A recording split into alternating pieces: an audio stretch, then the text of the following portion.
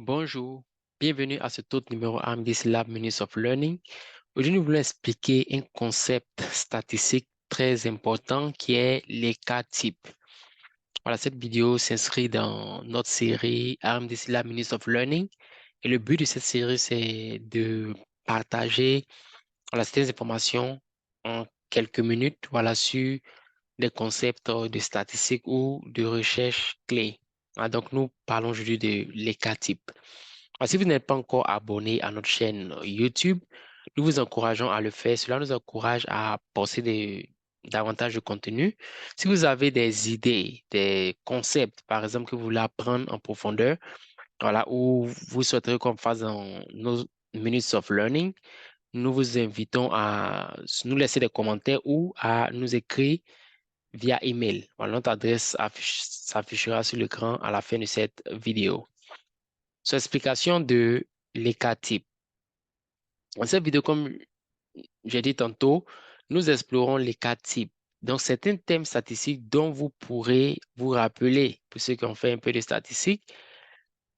Et que vous vous rappelez ou pas, c'est un concept que vous allez trouver important quand il s'agit d'analyser vos données. Donc, avant d'aller plus loin, nous allons commencer par un concept statistique que nous connaissons tous et comprenons tous pour la plupart, c'est-à-dire la moyenne. Donc, qu'est-ce que la moyenne? N'est-ce pas? Donc, supposons que nous avons 4 ou 6 points, n'est-ce pas? On a 6 points, ce sont des données, on a 14, on a 10, on a 10, on a 18, on a 17, on a 15. Donc, pour calculer la moyenne, qu'est-ce qu'on fait? On additionne, n'est-ce pas, les 6 nombres, et on finit d'additionner et on va diviser par 6 parce que nous avons 6 points, 6 données, 6 points, donc c'est 14. Donc, la moyenne ici, c'est 14, n'est-ce pas? Donc, si on pense un peu plus en profondeur concernant la moyenne, on va réaliser que la moyenne cache beaucoup de choses sur les données. Par exemple, ici, on a déjà vu les points, n'est-ce pas? On a vu que c'était 14, 10. Donc, supposons que vous n'avez pas vu ces points et tout ce qu'on vous dit, c'est que la moyenne est 14.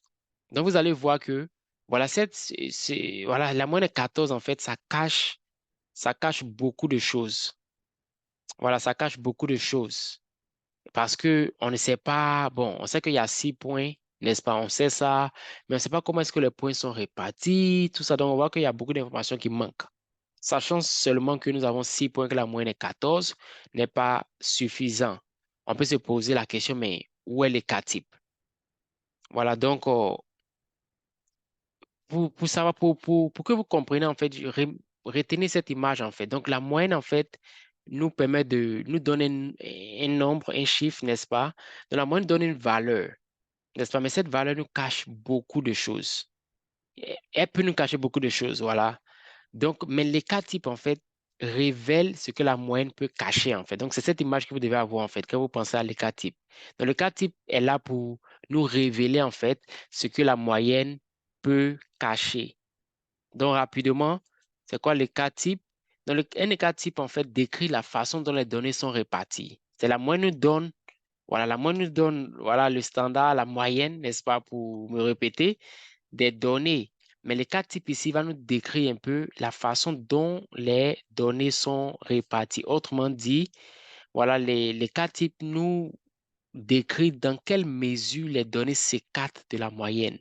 C'est pas suffisant de savoir, quelle est la moyenne, n'est-ce pas? On veut savoir dans quelle mesure les données s'éloignent de la moyenne. Par exemple, si vous pensez au salaire, on peut réfléchir un peu, bon, quel est le salaire moyen d'un ingénieur?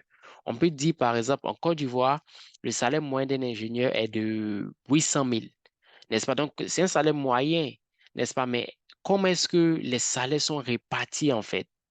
Pour les ingénieurs, on n'a pas cette information si on n'a que la moyenne. Donc, le cas type, en fait, va nous permettre de décrire, en fait, dans quelle mesure les données s'écartent de la moyenne. Et donc, une chose à savoir, c'est que la moyenne fait un travail excellent, hein, qu'il s'agit d'avoir une idée, de l'évolution d'un groupe, de- de- d'une base de données. Donc, la moyenne fait un travail excellent en nous donnant une idée de l'évolution, n'est-ce pas, une idée globale. Mais avec la moyenne, sans écart type, en fait, ce sera difficile de voir à quel point les, voilà, les points où les données sont réparties, en fait, n'est-ce pas? Donc, en effet, la moyenne, en fait, c'est juste ce n'est qu'un chiffre, en fait. Et ce chiffre nous permet de décrire, en fait, ce qui est moyen en ce qui concerne l'ensemble d'un groupe, de l'ensemble de sujets, etc., n'est-ce pas? Mais le cas type est un moyen, le cas type est un moyen de quantifier à quel point les données sont réparties. Donc, non seulement nous voulons décrire, voilà, peut-être la moyenne, la performance moyenne, n'est-ce pas, d'un ensemble d'individus, mais nous voulons voir, en fait, nous voulons quantifier, en fait, à quel point les données sont réparties.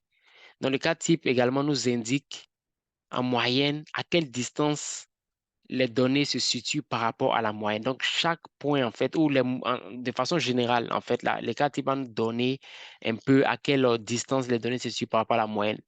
Donc, pour résumer rapidement, voilà, l'image qu'on veut que vous reteniez, n'est-ce pas, c'est que la moyenne, en fait, la moyenne peut cacher beaucoup de choses sur les données parce que ce n'est qu'un chiffre, n'est-ce pas? Mais les cas types nous permettent de révéler ce que la moyenne peut cacher. Donc, c'était là, voilà, rapidement une explication de le cas type. Voilà, et comme je le disais tantôt, nous sommes disponibles. Si vous avez des idées ou si vous aimeriez qu'on fasse des petites vidéos comme ça sur des concepts, d'autres concepts, voilà, n'hésitez pas à nous laisser cela en commentaire. Et voilà, si vous voulez savoir plus sur les cas types, si vous voulez voilà, analyser des données, vous avez besoin vraiment de bien comprendre les cas types dans le contexte de vos données, par exemple, n'hésitez pas à nous écrire via email à consulting@amdclab.org. Merci et à très bientôt pour un prochain numéro de AMDC Lab Minutes of Learning.